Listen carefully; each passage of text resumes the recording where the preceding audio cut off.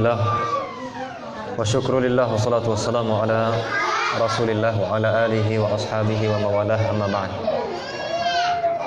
Baik Bapak Ibu yang saya muliakan karena Allah, kita lanjutkan.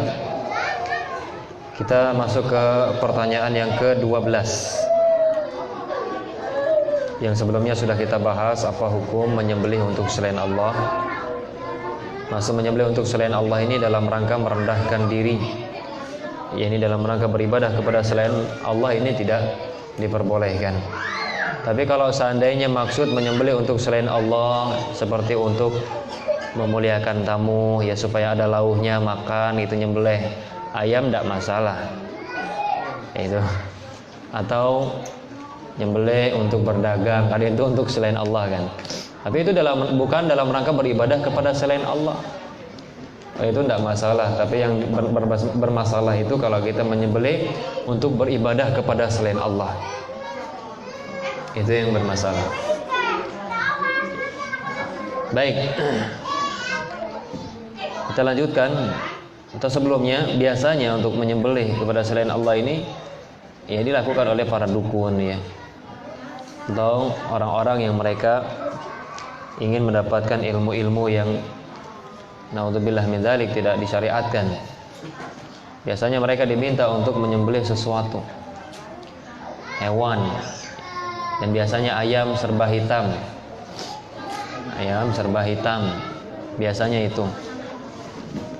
Ya. Itu permintaan syaitan. Saya ada Pak kawan, bukan kawan ya, sebetulnya termasuk ustadz lah gitu ya, kenalan. Beliau orang Raman Utara. Orang Raman. Beliau salah satu ustadz yang hobi memelihara hewan yang apa ya? Yang langka. Di antaranya ada, saya pernah berkunjung ke rumah beliau dan betul banyak sekali hewan-hewan langka. Di antaranya adalah ayam serba hitam. Beliau cerita pernah Pak, beliau didatangi orang ingin membeli ayam hitam, dan beliau tahu tujuannya itu untuk melakukan kesyirikan. Ditawar 50 juta, enggak beliau jual Pak, karena beliau tahu itu untuk melakukan kesyirikan. Tentu orang yang paham ilmu agama, buat apa 50 juta tapi ancamannya kekal dalam neraka, selama-lamanya. Kalau mati lakukan kesyirikan. 50 juta Pak. Ayam 50 juta. Ayam hitam, serba hitam. Emang betul serba hitam pokoknya. Cuman cangkemnya yang dalamnya aja yang ya sebenarnya hitam juga, cuman ada kemerah-merahannya. Tentu akhirat lebih mahal daripada sekedar dunia saja. Baik Bapak Ibu yang dimuliakan oleh Allah, kita lanjutkan ke pertanyaan ke-12. Hal natufu bil quburi litaqarrubi biha? Apakah kita boleh tawaf di kuburan ya untuk mendekatkan diri atau untuk beribadah, ya, untuk beribadah? Saya ulangi, apakah boleh kita tawaf melilingi kuburan gitu litaqarrubi biha, untuk beribadah? Jawabannya la natufu illa bil ka'bati. Kita tidak boleh tawaf kecuali di Ka'bah. Dalilnya adalah firman Allah Subhanahu wa taala, wal yatawafu bil baitil atiq. Hendaklah mereka tawaf di rumah yang atiq, yang sudah lama, maksudnya Ka'bah. Dan sabda Nabi, dalilnya adalah sabda Nabi sallallahu alaihi wasallam, man tafa bil baiti sab'an wa shalla rak'ataini kana ka itqi raqabatin. Barang siapa yang tawaf bil bait. Bait di sini maksudnya Ka'bah. Jangan diterjemahkan barang siapa tawaf di rumah 7 kali. Bait di sini maksudnya Ka'bah. Barang siapa yang tawaf di Ka'bah sebanyak 7 kali, kemudian sholat 2 rakaat, maka seperti memerdekakan seorang budak. Ini pahalanya besar sekali. Jadi tidak boleh kita tawaf di kuburan, Pak. Kalau tawaf di kuburan tujuannya itu beribadah, mendekatkan diri, mengagungkan yang ada di kuburan, maksudnya mayat yang ada di kuburan, maka ini syirik akbar. Tapi kalau seandainya beribadahnya sih kepada Allah, cuman saya tawafnya di sini pengennya, tawafnya di sini, maka ini bid'ah.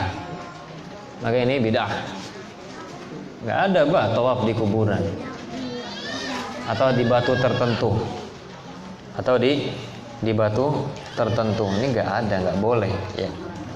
Ngapain? Baik. Jadi tawaf kita hanya di Ka'bah saja, dan itu di Mekah Ka'bahnya, bukan yang dibuat-buat oleh kaum Syiah ya. Baik, selanjutnya kita masuk ke pertanyaan yang keberapa, Ibu? Bu, saya nanya ke ibu-ibu nih khusus. Pertanyaan berapa sekarang? Pertanyaan ke-6 ditambah berapa itu? 13. Ditambah 7, betul. 6 ditambah 7 jadi 13. Barangkali ibu-ibunya nggak dikasih buku, jadinya nggak tahu atau nggak kebagian. Iya. Yang penting dengerin lah Bu ya.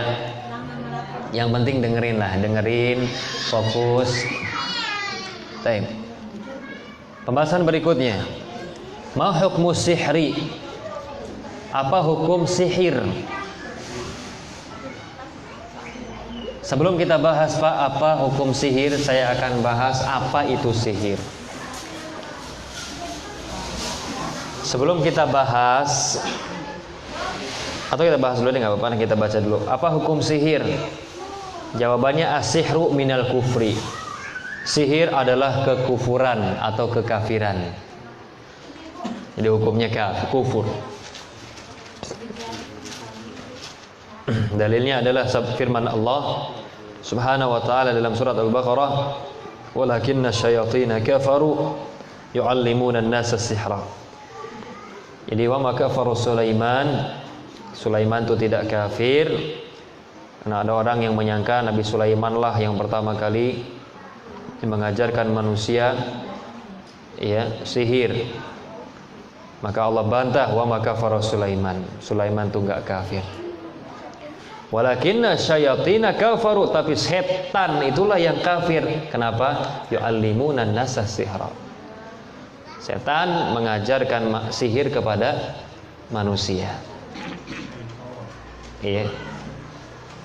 Mengajarkan sihir adalah kekufuran, mempraktekannya pun adalah kekufuran atau kekafiran.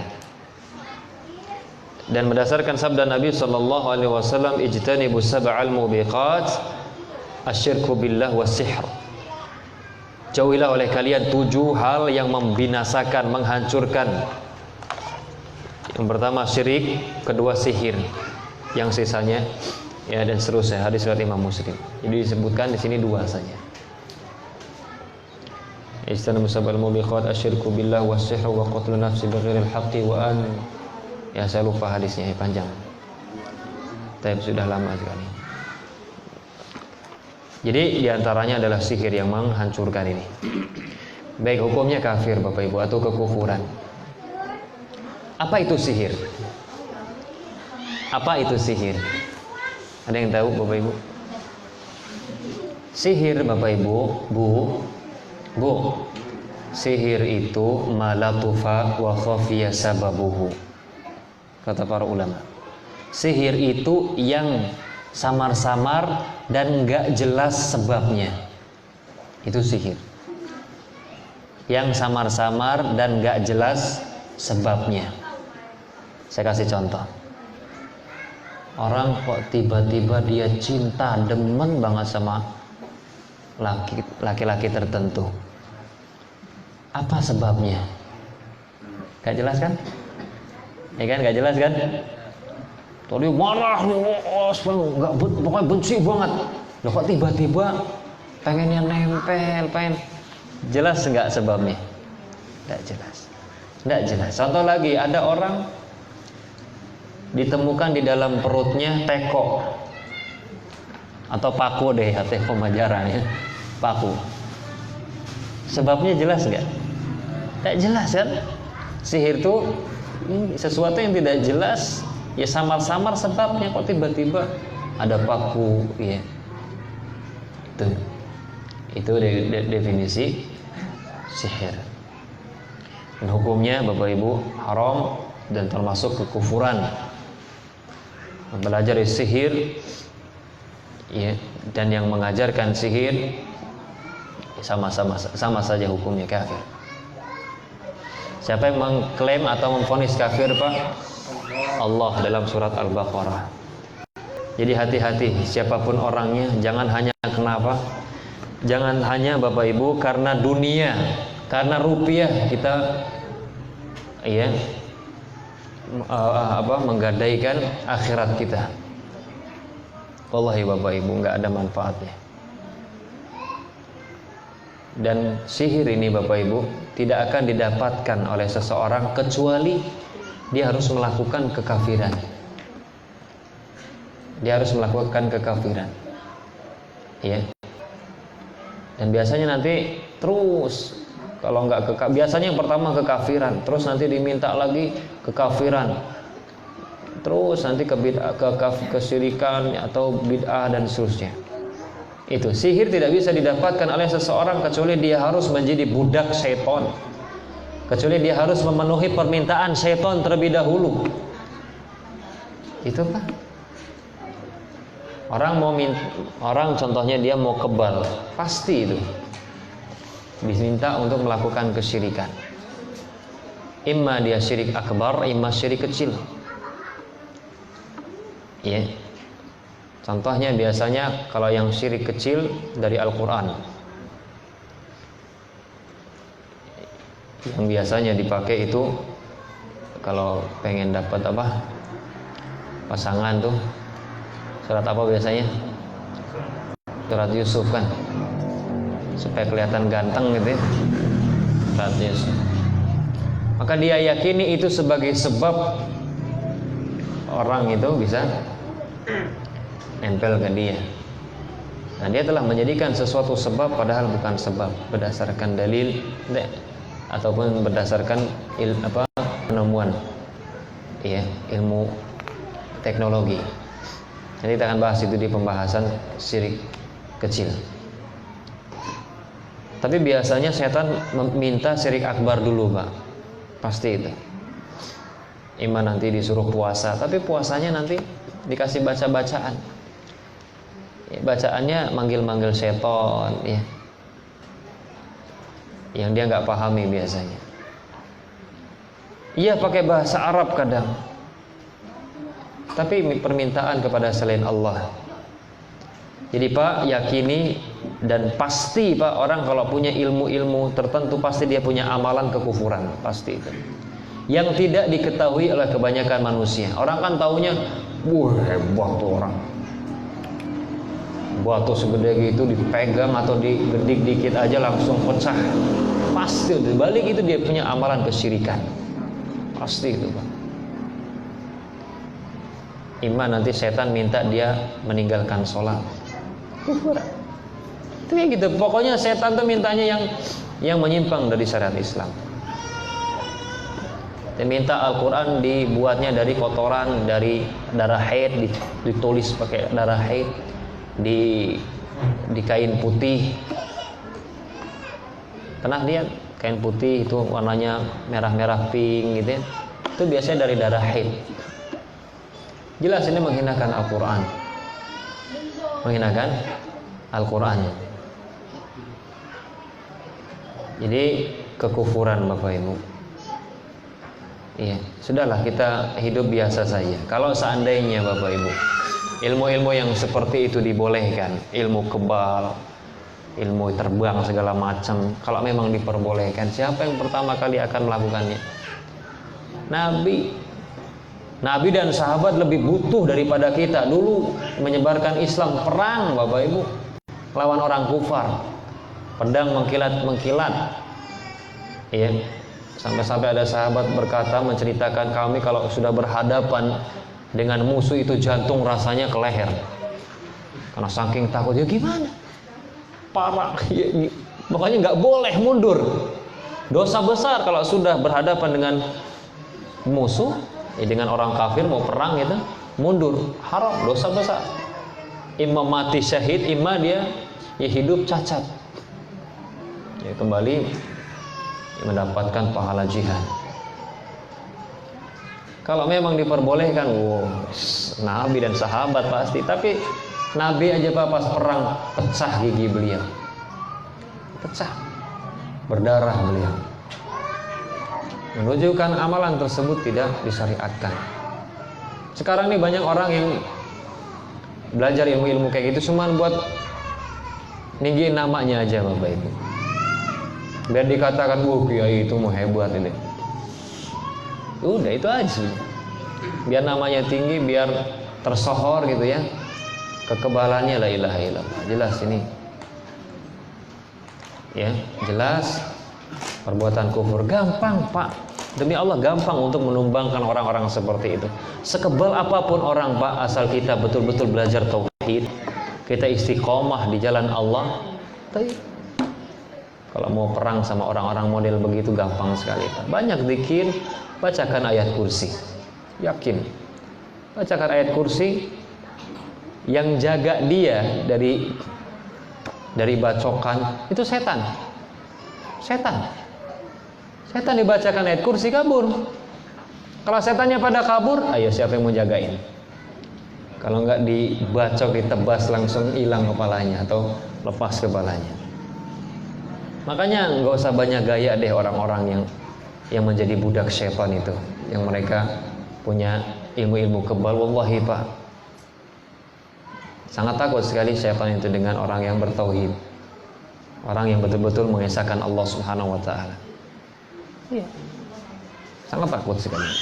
Bacakan ayat kursi. Saya pernah sampaikan sebuah kisah dari Syekhul Islam Ibnu Taimiyah rahimahullah taala. Beliau pernah di zaman beliau, ketika beliau masih hidup, di zaman beliau melihat orang terbang, Pak. Kalau zaman kita mah ada tuh orang yang sholat di atas pohon pisang. Di atas pohon pisang dia sholat, mantap. Bacain Pak ayat kursi Pak. Kalau nggak jatuh nyungsep. Jadi Syekhul Islam Ibnu Taimiyah beliau berkata, aku pernah melihat orang terbang di zaman itu. Terbang, betul-betul terbang. Beliau orang yang tahu itu perbuatan setan, itu yang buat dia terbang itu setan dari kalangan jin. Ya, yang menjadi tuannya orang tadi yang terbang tersebut.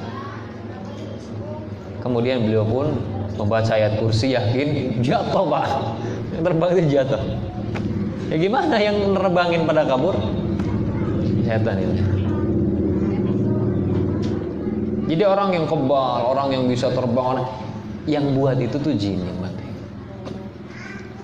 Jin yang dibacain ayat kursi kabur, ya sudah, nggak ada lagi yang menjaga dia. Ya. Dan nggak benar, kalau orang kayak gitu ntar cara bacoknya miring gitu. Nggak, bukan kayak gitu, bukan miring atau segala macam. Nggak, bukan cara bacoknya. Tapi yang saya sampaikan tadi. Wallahi Pak, takut sekali Pak orang-orang yang seperti itu. Jadi budak setan, waliyadzubillah. Wallahu taala alam bisawab. Insyaallah kita lanjutkan di pertemuan yang akan datang. Tapi sebelumnya Pak, satu lagi pembahasan ini karena udah dibahas ya. Apa hukum penyihir? Apa hukumannya? Para ulama mengatakan dibunuh. Tapi ingat, yang membunuhnya adalah pemerintah atau pemimpin atau orang yang betul-betul ditugaskan oleh pemerintah. Iya, kalau pemerintah mengatakan setiap yang nemuin dukun bunuh, kita bunuh. Tapi pemerintah kan nggak gitu, malah difasilitasi. Sayangnya itu. Dia karena tidak tahu, ya banyak yang tidak tahu. Malah sekarang aduh ya Allah, dukun online yang melalui online ada. La ilaha illallah. Hukum Islam Pak, para penyihir ya, yang modelnya begitu dukun, ntar kita bahas juga di pertemuan besok itu ada dukun. Itu dibunuh. Ya. Terserah dia mau tobat mau enggak, itu urusan dia. Kalau dia mau tobat itu antara dia dengan Allah, silakan, tapi tetap harus dibunuh. Meskipun ada pendapat ulama mengatakan kalau dia udah tobat ya udah jangan dibunuh. Tapi yang sahih dibunuh tetap. Karena bisa jadi iya saya tobat, ya dia tobat. Ya pasti itu. Ntar besok belajar lagi kepada guru yang lebih ahli, buat lagi buka yang lebih gede lagi.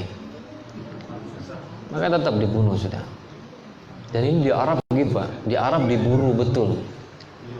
Di Arab Saudi itu diburu betul para penyihir, para dukun itu diburu. Ketangkap, iya nanti diinterogasi, pokoknya di tempat-tempat prakteknya itu nanti dicek gimana caranya dia ini. Kalau memang betul-betul nyata dia ini iya perbuatannya adalah sihir yang apa betul-betul menggunakan jin, maka na'am hukumannya dibunuh. Iya. Ini dibunuh, dipenggal kepalanya. Dipenggal. Iya. Dan dipenggalnya itu nanti di hadapan khalayak ramai. Orang-orang disuruh menyaksikan supaya tahu nih hukuman bagi para penyihir di dunia. Kan orang takut ini. Jadi kalau sihirnya itu atas bantuan jin maka dibunuh. Hukumnya kesyirikan atau kekufuran. Ada pertanyaan, gimana kalau seandainya sihirnya itu ketangkasan tangan saja? Ketangkasan tangan ya, saya semua kayak kadang-kadang pakai kartu apa segala macam itu kan? Sulap. Ya sulap lah, bukan sihir tapi nipu gitu ya. Tapi ngebohongin orang. Apa hukumnya? Tetap hukumnya haram. Tapi tidak sampai kufur kalau tidak dengan bantuan jin. Kalau dengan bantuan jin maka kufur. Tapi tetap haram, tidak diperbolehkan. Karena bisa jadi ntar itu mengantarkan kepada sihir yang menggunakan jin. Udah habis trik, aduh kurang mantap ini. Udah gak menghibur, akhirnya belajar sama dukun fulan. Iya. Nah, enggak boleh. Tetap enggak boleh. Sekarang ini malah difasilitasi, malah tenar orangnya dapat duit gede. Nada itu kan magic dan seterusnya. La ilaha illallah. Kerusakan Pak. Dan tolong Pak, saya betul-betul minta tolong kepada orang tua. Tolong anaknya Pak dijaga dari tontonan yang mengandung kesyirikan, mengandung ya sihir. Itu banyak Pak. Contohnya Pak, mengandung sihir itu Doraemon. Itu sihir Pak. Kesyirikan. Coba anak-anak minta kepada kucing. Jadi kucing itu sebagai Tuhan mereka yang selalu mengabulkan permintaan mereka. Wahai ayah, wahai ibu, Anda akan dimintai pertanggungjawaban di hadapan Allah. Dan sampai Anda tidak sadar, setiap harinya mendapatkan dosa jariyah karena sebab Anda membiarkan anak Anda nonton-nonton yang seperti itu. Permainan-permainan juga banyak ya yang mengandung kesyirikan. Harus tegas Bapak Ibu. Silahkan main kalau nggak ada yang haramnya silahkan. Tapi kalau ada yang haramnya, enggak, tegas kita Pak. Biarin dia nangis Pak. Untuk kebaikan dia. Dan sebetulnya untuk kita, kebaikan kita. Tegas. Ya, nggak boleh. Nangis biarin. Untuk kebaikan dia. Kita kasih ganti dengan yang halal. Seperti itu. Wallahu a'lam bishawab. Barangkali ada yang mau ditanyakan. Iya, tafadhal. Bagaimana dengan karomah? Karomah. Enggak, yang ditanyakan apanya itu? Perbedaan karomah dengan sihir. Perbedaan karomah dengan sihir. Baik. Tolong dijelaskan tentang apa dukun itu. Insya Allah besok ada pembahasannya. Maksudnya diperluas. Yang dimaksud dengan dukun apa saja? Maksudnya dukun itu kan kalau kata bahasa orang awam ini ada Iya. dukun beranak. Iya, kalau dukun beranak nggak masuk. Pijit, kan gitu. Bahasa dukun itu kan ibaratnya Iya. kayak tukang gitu lah. Iya. Tukang aduk, tukang. Itu dukun ngaduk berarti. Baik. Apa itu karomah? Karomah itu jadi ada karomah, ada mukjizat. Iya. Ada sihir. Kalau karomah itu adalah perbuatan-perbuatan yang di luar kebiasaan yang dilakukan oleh orang soleh. Itu karomah, Bapak Ibu. Bapak Ibu, saya ulangi, ada karomah, ada mukjizat. Ada karomah, ada mukjizat. Karomah adalah amrun khariq. Karomah adalah perbuatan ya di luar kebiasaan yang dilakukan oleh orang soleh. Ingat ini catatannya, orang soleh dan betul-betul soleh dia. Orang tidak dikatakan sebagai orang soleh kecuali dia mengambil ilmunya dari Al-Quran dan hadis dengan pemahaman para sahabat. Jangan sekedar soleh dari penampilan, tapi pemahamannya, kelakuannya jauh sekali dari yang namanya soleh. Kalau seandainya ada orang soleh, betul-betul soleh, dasar dari ilmunya itu adalah Al-Quran dan hadis, pemahaman para sahabat, kemudian timbul dari dia atau dia melakukan suatu amalan yang di luar kebiasaan, maka kita katakan itu mukjizat. Itu karomah. Tapi kalau seandainya yang dilakukan adalah perkara yang di luar kebiasaan, sesuatu yang menakjubkan dari orang yang cuman penampilannya soleh tapi kelakuannya kelakuan dukun santet, ini bukan karomah, kafiran. Tapi ini pasti dia menggunakan jin. Jadi karomah itu apa tadi?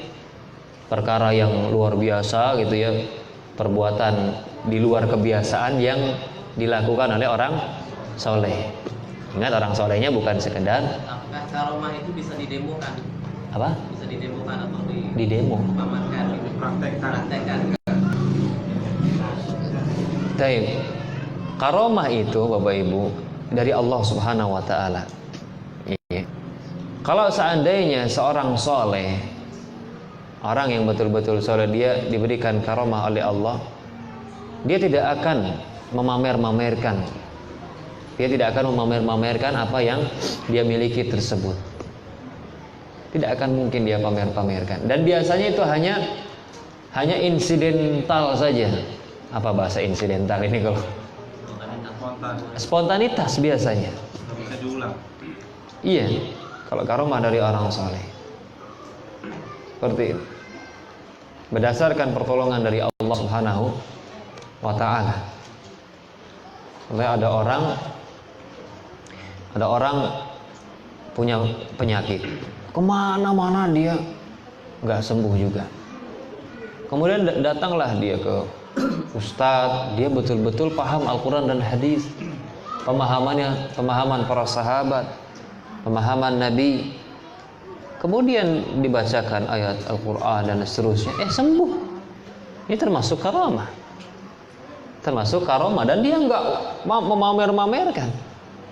Iya, udah. Jadi kalau orang soleh tidak seperti itu dia perbuatannya. Kalau betul-betul karomah yang dimiliki orang soleh, tidak dia pamer-pamerkan. Kemudian nih lihat, saya punya karomah nih. Gak kayak gitu, itu udah ketahuan, pasti itu permainan jin itu. Orang-orang yang model begitu. Bantuan setan, bantuan jin. Ya, kalau nggak bantuan setan, bantuan jin, cuma ngotak aja berarti biasanya. Kalau mukjizat tadi ada karomah, ada mukjizat. Kalau mukjizat hampir sama dengan karomah, cuman kalau mukjizat itu dilakukannya oleh para nabi dan rasul. Oleh nabi dan rasul. Jadi perbuatan yang di luar kebiasaan, yang menakjubkan, yang dilakukan oleh atau yang muncul dari para nabi dan rasul, itu mukjizat. Jadi nggak tepat kalau ada orang soleh dia melakukan amalan yang di luar kebiasaan, dia adalah orang benar-benar soleh, terus dikatakan ini mukjizat, kurang tepat. Kalau mukjizat tuh khusus untuk nabi dan rasul. Kalau karomah dari orang soleh, seperti itu. Ingat Pak, karomah itu tidak dipamer-pamerkan. Ya. Karena orang kalau dia punya karomah terus dia pamer-pamerkan, jelas ini akan membahayakan akidah umat. Dan orang yang paham Al-Quran dan hadis gak bakalan dia membiarkan akidah umat tercoreng. Dia punya keyakinan tertentu kan. Pak Kiai atau Pak Ustadz ini luar biasa nih. Ini apa-apa bergantung dengan Ustadz tersebut. Seperti itu. Wallahu ta'ala a'lam bishawab. Tadi dukun ya. Dukun yang model gimana ya, nanti akan ada sebetulnya. Ya, itu kan bahasa kita aja dukun itu. Yang dimaksud ya bukan dukun beranak atau dukun apa? Dukun pijit. Bukan itu. Dukun itu kata lubahnya ya. Iya, intinya yang diancam atau yang nggak boleh itu orang yang melakukan sihir ya. Dia minta bantuan dari setan, dari jin untuk melakukan hal-hal yang di luar kebiasaan. Meramal contohnya. Iya. Atau dia mengobati sekali colek sembuh, atau sekali pegang sembuh. Padahal penyakitnya itu adalah penyakit kalau diobati di medis itu nggak sampai waktunya membutuhkan waktu lama seperti ini. Jelas ini biasanya menggunakan jin. Sebenarnya masalah tulang katanya. Masalah tulang. Ada orang itu kan berobat ke apa kalau bahasa kita sangkal putung. Itu biasanya pakai jin. Tulang loh Pak. Tulang ditarik kemudian disambungi lagi, dijamin, biasanya pakai jin. Ya, kalaupun ada, kalau memang nggak pakai jin, ya bisa juga nggak pakai jin. Tapi ingat prosesnya lama, namanya tulang. Kan ada tuh yang langsung bisa sembuh, ada yang seperti itu. Ya untuk memastikan dia pakai jin atau tidak, jelas ini ya kita perhatikan dari prakteknya juga, dan kita harus tahu ilmu tentang ini gitu ya. Seperti itu. Asal yang dibacanya adalah jampe-jampe nggak jelas, ya. Sudah mulai, udah bisa kita tandai ini nggak beres ini. Seperti itu. Ada lagi Bapak Ibu? Waalaikumsalam warahmatullahi wabarakatuh. Saya mau tanya tentang orang tua. Yang pertama, bagaimana sikap kita mendoakan orang tua kita yang selalu berbuat dengan memfasikan, termasuk segala macam maksiatan lah ya. Iya, nggak sampai kufur ya. Bagaimana sikap kita selain mendoakan orang tua kita, Iya. itu harus bagaimana satu. Yang kedua, tetap masih orang tua, bagaimana sikap kita juga atau hukumnya lah yang jelas ya. Hukumnya apabila orang tua kita sudah jompo, itu sudah tidak bisa menjalankan kewajibannya sebagaimana mestinya. Orang Islam itu tidak boleh meninggalkan sholat, karena jangankan untuk bersuci, karena menjaga najisnya aja sudah sulit karena saking jomponya. Itu hukumnya bagaimana Ustaz? Iya. Waalaikumsalam warahmatullahi wabarakatuh. Ibu-ibu jelas pertanyaannya Bu? Baik, saya jawab. Bapak-bapak jelas insyaallah ya. Gimana sih sikap kita terhadap orang tua yang seperti itu modelnya, suka melakukan maksiat, fasik? Sebetulnya sudah ada dalam Al-Quran. Bapak Ibu dimuliakan oleh Allah. Allah berfirman di dalam Al-Quran, wa in jahadaka ala an tusyrika bi ma laysa laka bi ilmun fala tuti'huma wa sahibhuma fid dunya ma'rufa. Kata Allah Subhanahu wa taala, kalau seandainya kedua orang tuamu memaksa kamu melakukan kesyirikan, jangan kamu taati. Coba ini orang tuanya melakukan kesyirikan, bukan sekedar fasik saja, ya, tapi benar-benar kesyirikan. Yang mana kesyirikan adalah maksiat yang paling besar. Kata Allah, kalau keduanya memaksa ini Pak, memaksa kamu melakukan kesyirikan, jangan kamu taati. Jangan kamu taati. Tapi Pak kata Allah selanjutnya, Allah nggak mengatakan udah kamu pergi aja udah kamu nggak usah open sama mereka berdua, udah nggak Pak. Allah katakan wasahibhuma fid dunya, namun sahibhuma, jadilah kamu kawan, maksudnya betul-betul dekat dengan mereka di dunia ini dengan ma'ruf, dengan cara yang ma'ruf, yang baik, yang ihsan. Jadi meskipun orang tua kita suka melakukan maksiat, tetap mereka adalah orang tua kita, yang mana kita diperintahkan untuk taat kepada mereka, untuk berbakti kepada mereka. Bukan syarat berbakti kepada orang tuanya harus orang tua yang soleh dan soleha. Bukan syarat berbakti. Kita sebagai anak, bagaimanapun kondisi orang tua, wajib berbakti. Wajib berbakti, membuat mereka senang, membuat mereka bahagia. Dengan sabar ya, kalau seandainya mereka memaksa kita untuk melakukan maksiat, atau minimal mereka tidak memaksa namun mereka melakukan maksiat untuk diri mereka sendiri. Ya sudah, kita di samping berdoa, tetap kita berbakti kepada mereka, berikan sesuatu yang mereka butuhkan, terus buat mereka gembira, buat mereka senang dengan akhlak kita. Memang berat. Wallahi berat Pak. Berat demi Allah, kita mungkin disakiti ya, kita dicemooh, atau kita pokoknya diejek, dia melakukan maksiat, tapi kita disuruh taat. Memang berat. Ya, tapi seperti itu Pak, butuh perjuangan. Kata Allah, berbakti, tetap berbakti. Di samping berdoa, sikap kita diperbaiki kepada orang tua dan bersabar. Di samping kita perbaiki akhlak kita, mungkin yang tadinya kata-kata kita kasar, ya kita perlembut. Kita yang jarang di dekat dia, kita jadi sering-sering dekat dengan dia. Wallahi Pak, ini subhanallah, dengan seperti ini insyaallah ta'ala hidayah akan menyapa orang tua kita. Kalaupun seandainya tidak, ternyata tetap orang tua ini gak dapat hidayah, minimal Pak kita telah melaksanakan kewajiban kita, itu berbakti kepada orang tua kita. Pak, sejahat apapun orang tua kita, sebejat apapun orang tua kita, tetap kita diperintahkan untuk berbakti kepada mereka berdua. Jangan kita lepaskan mereka, jangan kita terlantarkan mereka. Meskipun mereka banyak kesalahan, mungkin melakukan kesalahan ya terhadap kita, sudah maafkan mereka. Cari ridho Allah.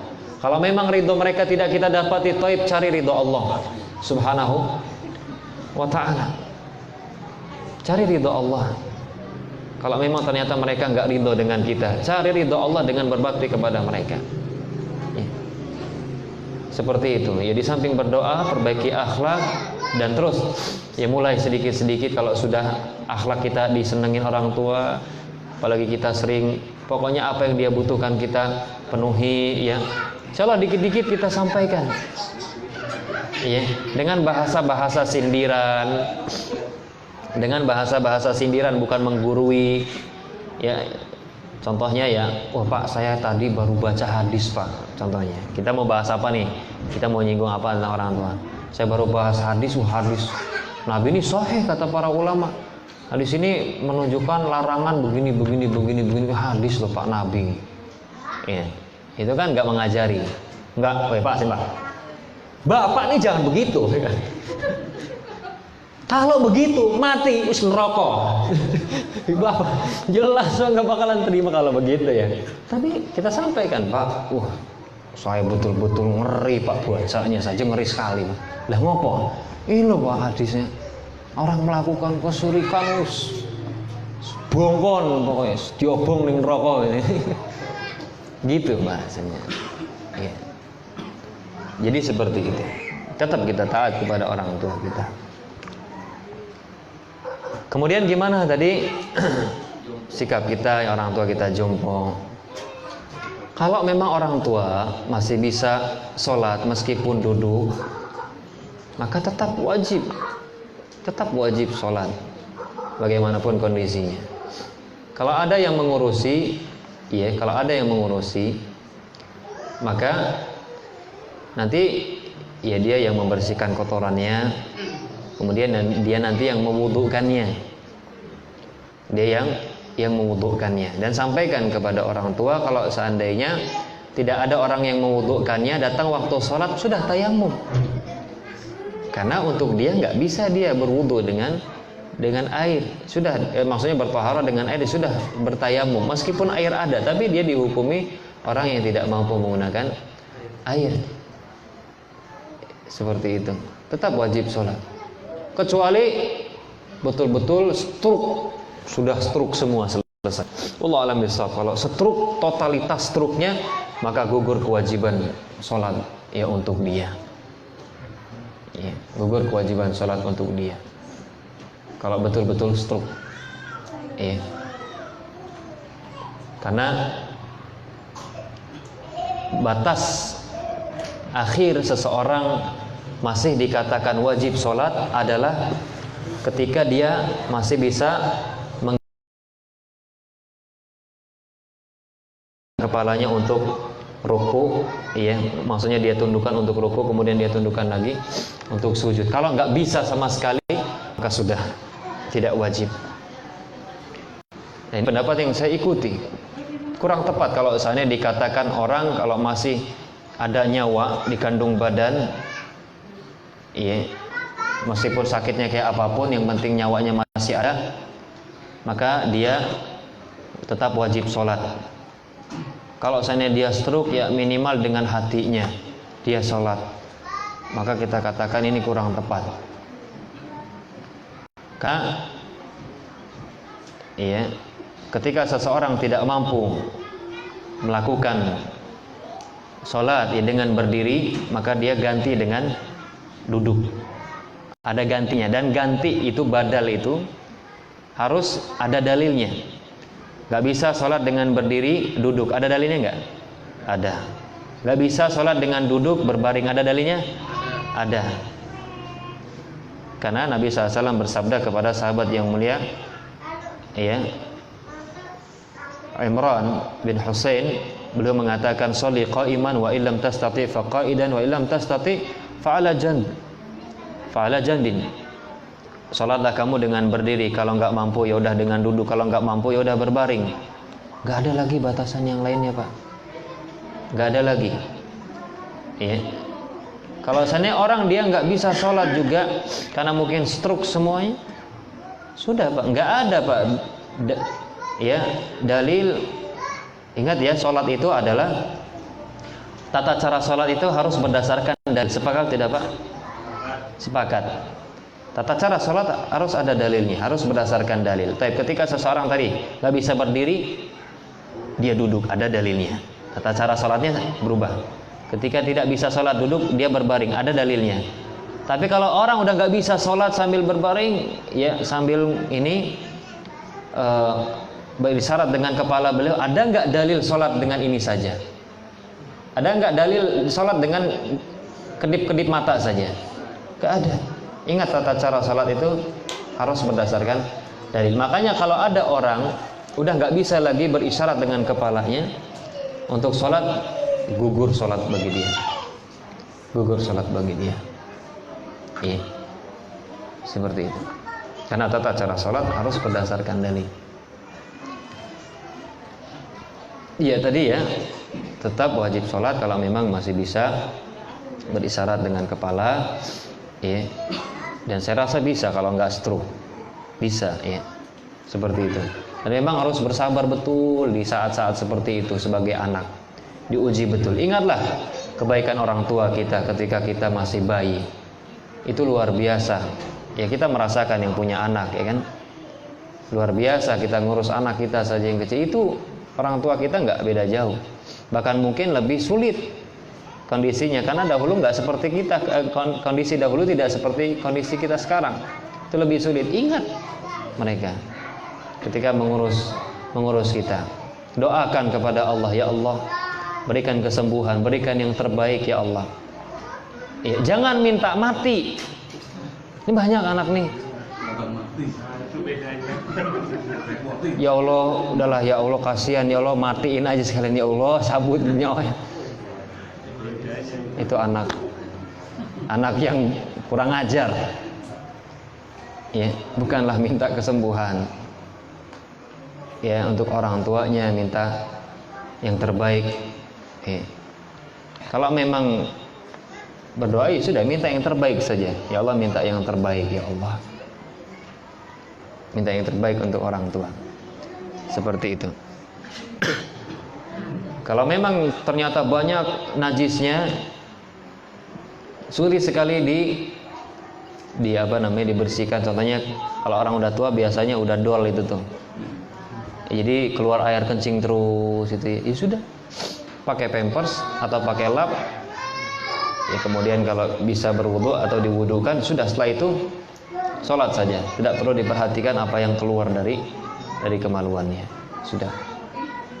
Karena berbeda ya hukum untuk orang yang sakit dan orang yang sehat. La ilaha illallah. Jadi berbeda hukum untuk orang yang sehat dengan orang yang sakit itu berbeda. Seperti itu. Wallahu a'lam bishawab. Ada lagi Bapak Ibu? Ya silakan. Kita sampai jam 8:30 ya. 9 menit lagi berarti. Waalaikumsalam warahmatullahi wabarakatuh. Iya, mengenai nazar. Apakah nazar? Contohnya? Ipar saya kan kemarin di sini kalau rumahnya tapi dia mau. Ya. Dia punya nazar kalau mendapatkan suami yang nggak mabuk, mau sholat, Ya. dia nazarnya mau sholat malam, dia malam. Iya. Dia rasa sudah jadi suami istri, dia lupa sholat. Jadi orang ini kan Itu apa yang dia nazarkan itu terwujud. Syaratnya itu dia dapatkan. Maksudnya suaminya sebagaimana yang alhamdulillah.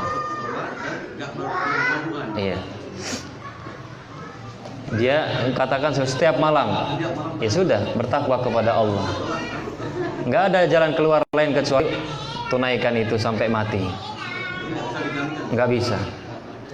Enggak bisa. Konsekuensinya itu. Dari nazar itu konsekuensinya. Bertakwa kepada Allah Subhanahu wa taala, ya, minta kemudahan dari Allah.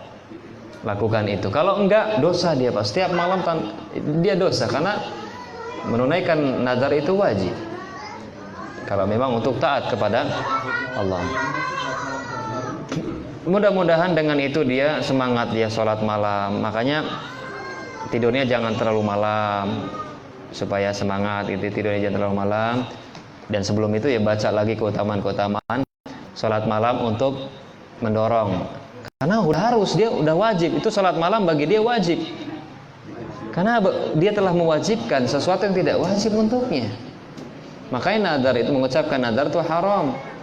Ya, tapi kalau udah terucapkan menjadi ibadah yang wajib ditunaikan. Seperti itu. misalnya gini, apa kan kerja Ya, dan dia sudah jadi kewajiban bagi dia. betul. Maksudnya apa, boleh dia mengambil yang ringan, misalnya di awal waktu atau mungkin setelah 2 rakaat gitu. Iya.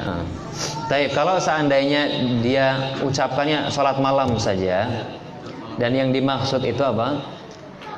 Ya sholat malam lah, intinya sholat di malam hari. Maka ya sudah, kalau memang sholat malamnya dia tidak bisa di pertengahan malam, di awal setelah sholat isya sudah sholat malam, sholat 2 rakaat. Tapi saya yakin ketika dia ucapkan yang dia maksud itu sholat malamnya di tengah malam. Kalau memang itu yang dia maksud ketika dia mengucapkan nazar, maka yang itu dia harus tunaikan. Iya. Kalau memang itu yang dia maksud, dan saya rasa itu yang dia maksud. Setiap malam, iya, maksudnya di sepertiga malam yang terakhir, maka sudah. Terus minta pertolongan kepada Allah Subhanahu wa taala, ya. Dia kalau bisa diganti oleh kamu Tidak bisa. Tidak bisa. Ora iso. Sampai meninggal dia. Jangan berat. Jangan dikatakan berat, bisa gitu aja. Instingnya bisa gitu. Bismillah, bisa. Mudah-mudahan dengan itu nanti rezekinya tambah lancar, suaminya tambah sayang gitu ya. Seperti itu. Makanya hati-hati bernazar. Ya. Karena nazar itu ada konsekuensinya. Ada konsekuensinya. Seperti itu.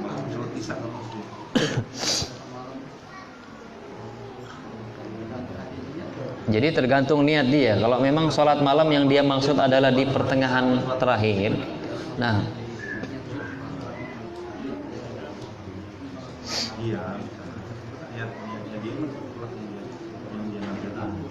karena innamal a'malu binniyat. Seperti itu. Ya enggak bedanya kita kemarin bahas tentang perceraian. Niat itu sangat mempengaruhi terjadi atau tidaknya kan, seperti itu. Makanya Bapak Ibu harus hati-hati ketika berucap, ya, karena ada konsekuensinya. Ya. Kalau ucapannya itu hanya untuk sekedar keinginan, tidak nazar. Nanti kalau saya punya suami soleh, sama Allah dikasih suami soleh, sholat malam, beribadah, saya pengen sholat malam lah. Itu baru termasuk bagian ucapan. Kalau dia ucapkan terjadi, makanya yang saya kasih solusi, ucapkan istisna. Istisna itu pengecualian, yaitu ucapkan insya Allah. Kalau dikasih ucapan tapi kalau udah diucapkan kemarin ya sudah terjadi. Wis sah gitu ya. Berarti nanti ucapan nazar itu tidak harus dengan wallahi atau demi Allah. enggak, kalau itu nanti bersumpah. Kalau ini nazar. Jadi beda nanti al-halif itu bersumpah, itu beda lagi. Tadi saya bilang kata nazarnya harus diikutsertakan. Enggak. Dengan menggunakan ya lafaz nazar. Di antara lafaz nazar tadi kita contohkan kalau seandainya saya idol. Itu di antara lafaz nazar. Termasuk lafaz nazar. Ya enggak harus ada nazarnya. Ya, kalau dia katakan kalau seandainya saya begini maka saya akan, itu termasuk lafaz nazar. Seperti itu. Atau bahasa lainnya saya bernazar, nah itu bisa juga. Atau kalau seandainya saya dapat ini maka saya akan, itu nazar juga. Walaupun niatnya dia bukan bernazar, Ustaz. Walaupun niatnya dia bukan bernazar, cuman dia punya hanya sebatas keinginan aja tapi tidak bernazar. Makanya tadi insya Allah saja ucapkan, lebih selamat. Ya. Karena setiap ucapan itu punya konsekuensi. Seperti ya Allah, kalau sekedar dia berangan-angan, ya Allah, kalau seandainya saya punya atau dapat rezeki banyak, ya Allah pengen gitu, ya Allah pengen apa? Pengen sedekah, ya seperti itu. Kalau seperti ini dia sekedar angan-angan. Ada beda enggak? Kalau ya Allah, kalau saya kan beda kan? Kalau saya ya Allah rezekinya lancar maka saya akan sedekah. Nah ini nazar. Kalau sana sambil lamun itu, ya Allah kalau seandainya saya dapat duit ya atau rezeki saya lancar, ya Allah pengen banget deh. Seperti angan-angan. Kalau seperti ini tidak masalah. Tidak masalah, ini termasuk tamanni yang dibolehkan, angan-angan yang diperbolehkan. Seperti itu.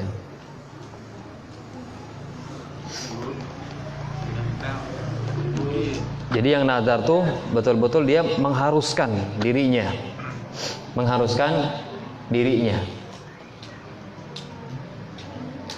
Kalau seandainya saya dapat ini maka saya akan gini gitu. Alhamdulillah. Baik, Allah taala alam bisawab, sudah 8:30. Insyaallah taala kita lanjutkan di pertemuan yang akan datang pembahasan ini. Kita akhiri dengan doa kafaratul majlis. Subhanakallah. Assalamualaikum warahmatullahi wabarakatuh.